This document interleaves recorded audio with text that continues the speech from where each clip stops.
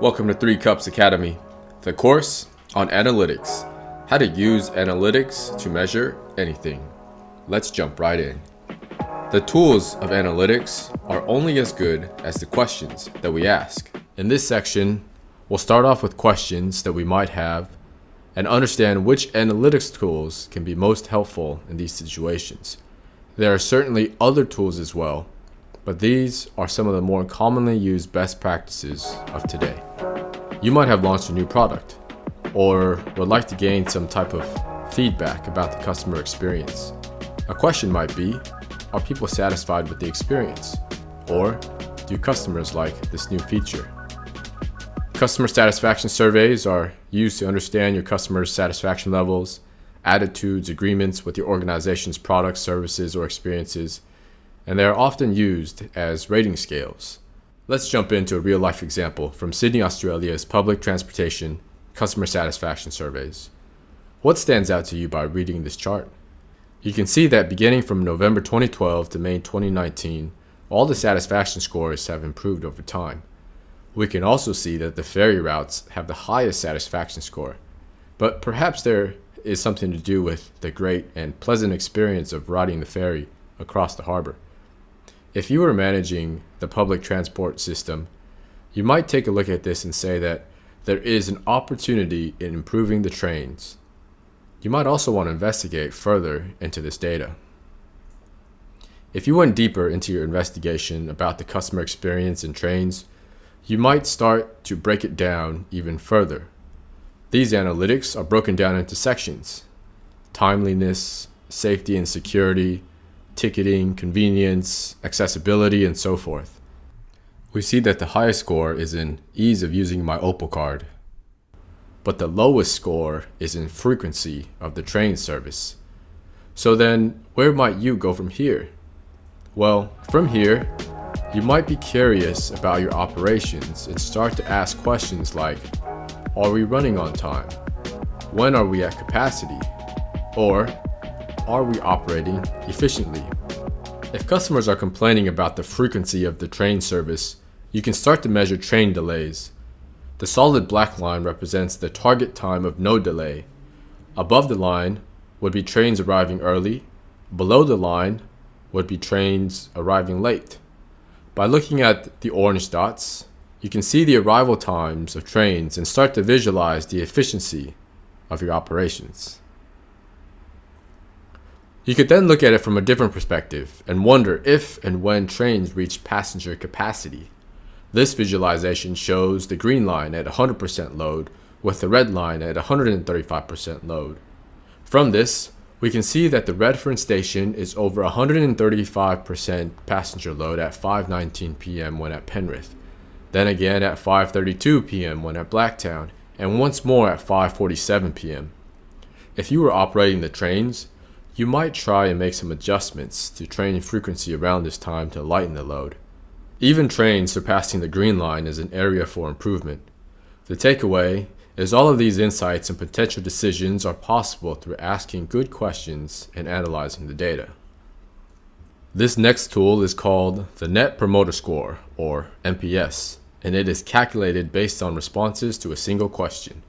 How likely are you to recommend our company, product, service to a friend or colleague? The scoring for this answer is most often based on a 0 to 10 scale. Here's how the scoring works. Those who respond with a score of 9 to 10 are called promoters and are considered likely to exhibit value-creating behavior such as buying more, remaining customers for longer, and making referrals to other customers.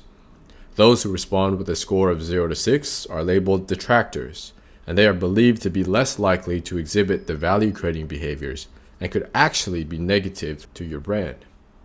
For example, an upset customer about a delayed airplane who tells their friends how horrible the service and experience has been. Responses of 7 to 8 are labeled passives, and their behavior falls between promoters and detractors. The Net Promoter Score is calculated by subtracting the percentage of customers who are detractors from the percentage of customers who are promoters. For purposes of calculating the NPS, passives count towards the total number of respondents, thus decreasing the percentage of detractors and promoters and pushing the net score towards 0. NPS can be as low as -100 if every respondent is a detractor, or as high as +100 if every respondent is a promoter. NPS scores vary from industry to industry, but a positive NPS, one that is higher than 0, is generally deemed as good. An NPS of +50 is generally deemed excellent, and anything over 70 is exceptional. Next, you might be thinking through various ideas, product features, or evaluating your options, and you come to the questions such as, which design or idea is more effective? Or, how can we have more confidence in this thing before fully committing? You can use the tool of hypothesis testing. A hypothesis is a proposed explanation for an event that can be tested, commonly stated as if-then statements. For example, if we water seeds, then those seeds will grow. That's our hypothesis. So we can conduct an experiment by starting off with 2 identical pots, each with 10 bean seeds per pot, and then we water the experimental group, and we do nothing with the control group, making sure that all other conditions are the same across both groups, things such as temperature, sunlight, etc. Then we measure the results, and since we've only changed one variable, which was giving seeds water, we can then have more certainty that water is what helps the seeds grow, because the results show that 9 out of 10 seeds have sprouted when we gave them water, whereas in the control group, 0 out of 10 seeds sprouted. Similarly, there is A/B testing, also known as split testing, which is a method of comparing 2 different versions against each other to determine which one performs better based on your desired outcome. And this desired outcome is up to you to define. For example, 100 people come to your website, and we send 50 people to variation A and 50 people to variation B. Both variations are different, and we want to measure which variant results in the most amount of signups. After running the experiment and doing our analysis, we see that variation A converted at 23%, where variation B converted at 11% of people signed up. This gives us information that variant A is likely the better variation, and we expect that same result to happen over and over again. So what you can do from here is to continue optimizing your website and continuously test. Here's a more visual example of a website running an A/B test about the page design.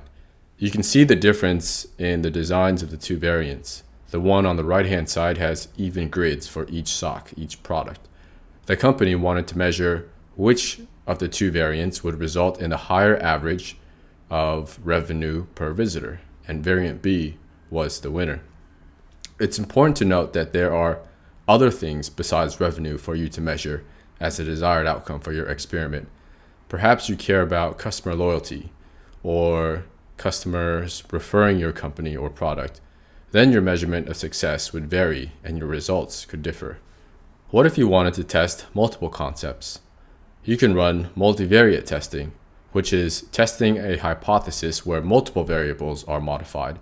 The goal is to determine which combination of variations will perform the best. Different to an A/B test, in a multivariate test, multiple variables are tested together to uncover the ideal combination. There are great software tools that enable you to do this easily. For example, here, you have 3 variations of the title, 3 variations of the call to action, and 3 variations of the button color. And you define success as converting a customer into a sale. After running the multivariate test, the data will show which variation gives you the best conversion, and that is your winner.